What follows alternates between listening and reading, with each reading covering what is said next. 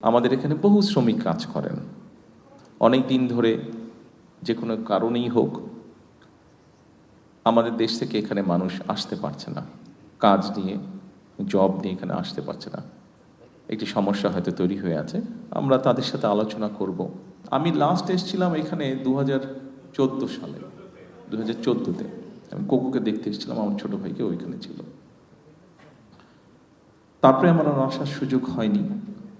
আমি যখন আজকে আসছি, অনেক কিছুর সাথে একটা জিনিস আমার চোখে খুব পড়ল।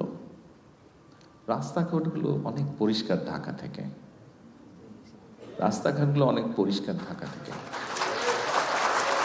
শুধু ঢাকাই বা বলি কেন, বাংলাদেশের কম বেশি সকল জায়গা থেকে রাস্তাগুলো, এখানকার রাস্তাগুলো পরিষ্কার। এয়ারপোর্ট থেকে এই পর্যন্ত যখন আসলাম, দেখুন এই রাস্তাগুলো পরিষ্কার যারা রাখতে সহযোগিতা করছে, তাদের মধ্যে কিন্তু আমাদের ভাইরাও আছে। আমার প্রশ্নটা হলো, আমরা যদি বিদেশে পরিষ্কার রাখতে পারি, আমরা কেন দেশে পারবো না? আমরা কেন দেশে পারবো না? আমি এই কথাটাই আপনাদের সাথে শেয়ার করতে চাইছি। আপনারা যারা মালয়েশিয়াতে আছেন, আমাদের আরও বাংলাদেশি ভাইরা, প্রবাসী ভাইরা যারা পৃথিবীর বিভিন্ন দেশে আছেন, সবাই যখন বিদেশে যান, বিদেশে থাকেন, বিদেশে পরিশ্রম করছেন, যে দেশেই আছেন, সেই দেশটিকে যেমন গড়ে তুলতে সাহায্য করছেন, একই সাথে নিজের দেশকেও গড়ে তুলতে সাহায্য করছেন পরোক্ষভাবে। তা আমরা অন্য দেশ যদি গড়ে তুলতে সাহায্য করতে পারি, তা আমরা কেন নিজের দেশ করতে পারবো না? ডেফিনেটলি পারবো। হয়তো আমাদেরকে আরেকটু পরিকল্পনা করতে লাগবে। আমাদের এখানে বহু শ্রমিক কাজ করেন অনেক দিন ধরে, যে কোনো কারণেই হোক আমাদের দেশ থেকে এখানে মানুষ আসতে পারছে না, কাজ নিয়ে জব নিয়ে এখানে আসতে পারছে না।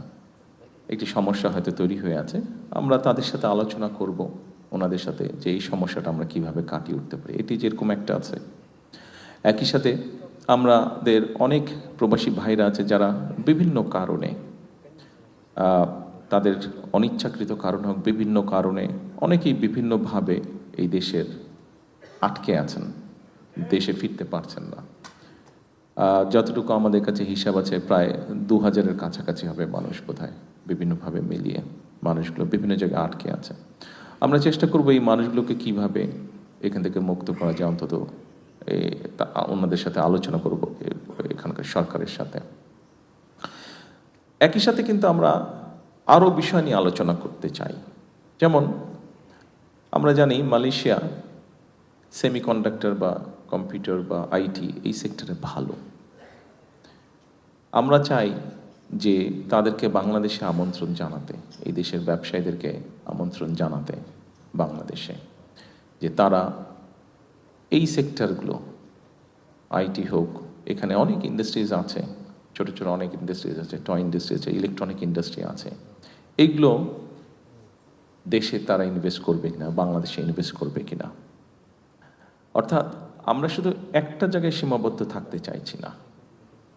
আমরা যেটা জানি, মালয়েশিয়া বললেই আমরা মনে করি যে ঠিক আছে শ্রমিক, এই শ্রমিকদেরকেও আমরা চাইছি যে পরবর্তীতে যারা আসবে শ্রমিক, ওনাদেরকেও আমরা চাইছি শুধু যাতে অদক্ষ শ্রমিক না আসে, দক্ষ শ্রমিক যেতে আছে দেশ থেকে সবাই শ্রমিক। ইভেন আমিও একজন শ্রমিক, আমি যখন কাজ করছি আমিও শ্রমিক, হয়তো ডিফারেন্ট প্যাটার্নের শ্রমিক, কিন্তু আমিও একজন শ্রমিক।